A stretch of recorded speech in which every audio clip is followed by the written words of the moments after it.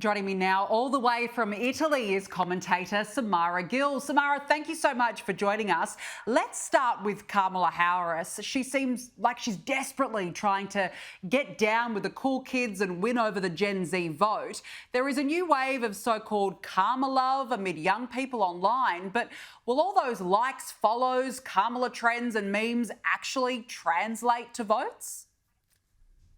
Thank you for having me, Danica. Yes, I mean, the short answer is no, but she has been crowned basically brat by the Gen Zers, which apparently is the highest order these days of what we can give someone. It's kind of ridiculous. I looked up exactly what brat means, and it means someone who's defined by Charlie XCX, the artist herself, messy, out of control, having a mental breakdown at any time, and unpredictable. Now, I don't know about you, but that's not exactly someone that I want running the free world.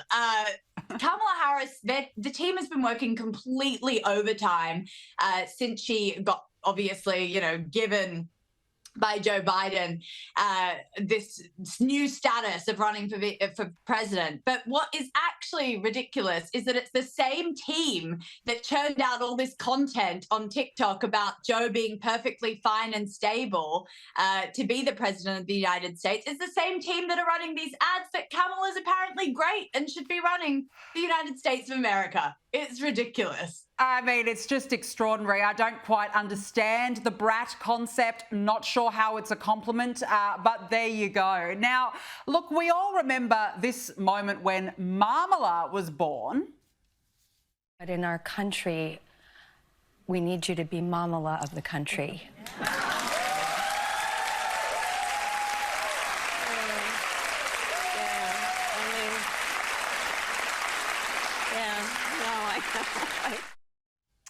It's just so uncomfortable to watch on every single time. But look, Drew Barrymore's cringe interview techniques, aka invading the personal space of celebrities, have come up again in a resurfaced video from February. This time, actor Austin Butler was the victim, with fans noticing just how close Drew was sitting next to him. You never keep eye contact with people in a scene. And I'm like, well, because it's so intimate. Right. Should we make out while we're at it? Like, eye contact is insane. Honestly, I'm feeling the pressure to not take my eyes off of you right now. It's a very big deal in life, eye contact. I almost feel like it's a little invasive, and so I sort of shy away from it. But George helped me realize I should not do that. Samara, why is Drew Barrymore always basically sitting on her guests?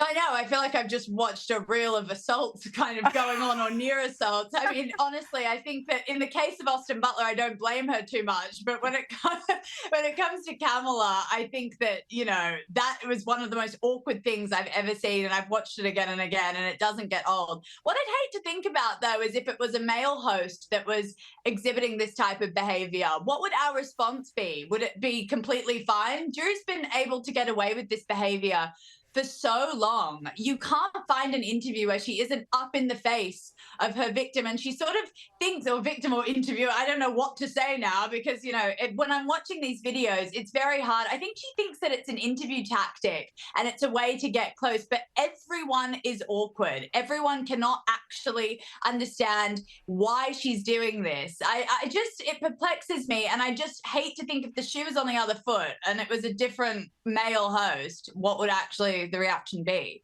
I think that's a very good point, but you're right. I mean, she is just so cringe. Every clip of her interviewing people, I just shake my head.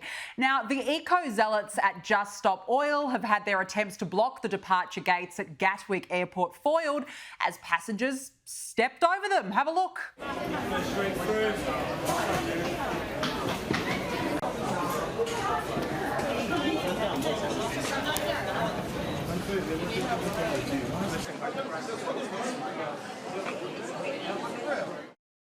I mean, good on them. They had to get through. They have to board their planes. But Samara, what do these activists actually think they will achieve? Yeah, I mean, obviously, I'm normally in London and they create absolute havoc. Roger Hallam, who was actually the ringleader of this whole thing, he just got jailed for 5 years. So it was a real sense of relief to see at least someone, especially the ringleader, face the consequences for their actions. I mean, I heard that basically in Just Stop Oil, they have to pay their own legal fees. So I'm just wondering exactly who's got the time to be sitting at Gatwick Airport when there are people who are just they've saved up for this holiday, and Gatwick is, where a lot of budget flights take off.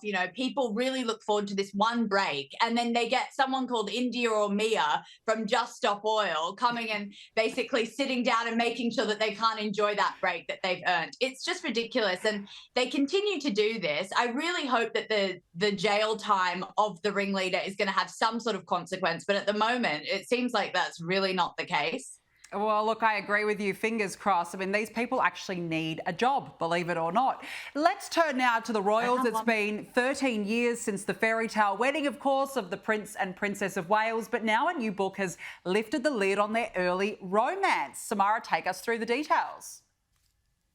Yeah, this book's really interesting. It's obviously by a great royal biographer, Robert Jobson, but he writes about the tumultuous early years between Kate. I don't exactly love how he's dragging up every single phone call that they had, every single little tiff that they might have had at the beginning.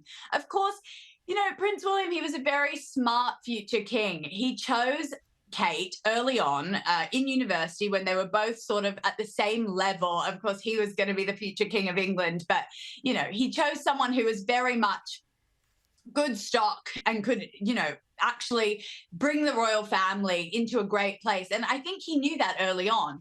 But the issue is that this book kind of drags up, the 30-minute phone call that they had where he broke up with her while she was working as an accessories buyer at a clothing brand in London. And it sort of portrays their early romance as very rocky and tumultuous, which I don't think is the case. I think that William was taking his time. He needed to. He saw what happened with his mother. He witnessed his parents' marriage. He saw exactly what it took to become, obviously, the future Queen of England. And he didn't want to just choose anyone. I mean, Harry and Meghan, on the other hand, what did they wait? About 10 months before they started to make things official and start making arrangements for the wedding. And look how that ended. That ended in a train wreck that destroyed every single family relationship that they had on both sides. So I actually don't blame William for waiting 10 years. And I hope that this book doesn't sort of make it look like their marriage is any rockier than it is, because I think they're stronger than ever now. I completely agree with you. They certainly seem like a solid force. Samara Gill, really appreciate your time. Thank you so much for joining us. Thank you for having me.